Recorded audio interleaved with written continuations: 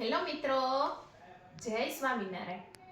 હવે શિયાળો છે ને ધીમે ધીમે ધીમે ચાલુ થઈ ગયો છે. આપણે બધા આપણા પહેરવેશ, આપણી રહેણી કહેણી બધામાં તફાવત આવવા માંડ્યો છે, બરાબર ને?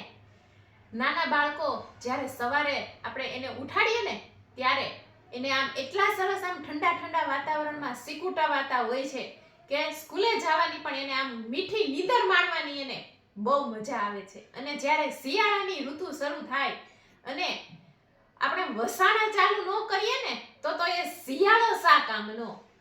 શિયાળામાં આપણે જો સરસ મજાની ચીક્કી, સિંગની ચીક્કી, ખજૂર પાક, ડ્રાય ફ્રૂટના લાડુ, મમરાના લાડુ અને એમાંય ગરમ ગરમ પોપકોર્ન ખાવાની તો કંઈક અલગ જ મજા પડે છે.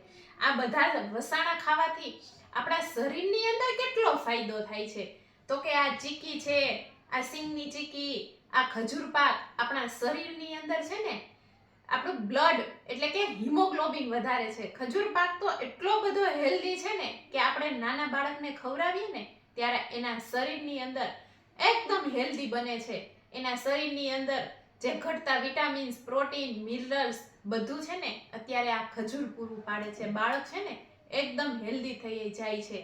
શિયાળાની ઋતુ તો આમથી પણ એને હેલ્ધી જ કહેવાય છે કે જ્યારે શિયાળો આવે ને ત્યારે મનુષ્યના જીવનમાં એક નવી ચેતના પ્રગટે છે. પોતાને થાક નથી લાગતો. આપણે ઉનાળામાં જોઈ તો કે ઉનાળો પણ એક સરસ જ ઋતુ છે, પરંતુ ગરમી છે ને ગરમી એના લીધેથી આપણે થાકી જાય છે.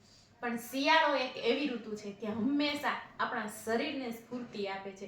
કંઈક ને કંઈક કામ કરવાનું, કંઈક ને કંઈક નવું કરવાનું આપણામાં જોશ પૂરો પાડે છે, બરાબર ને? મારી પણ એવી ઈચ્છા છે કે તમે બધા પણ શિયાળાની અંદર આવા નિત્ય નવી મીઠાઈ બનાવી અને શિયાળાની ઉજાણી કરો, મોજ કરો, બરાબર ને? જય સ્વામિનારાયણ.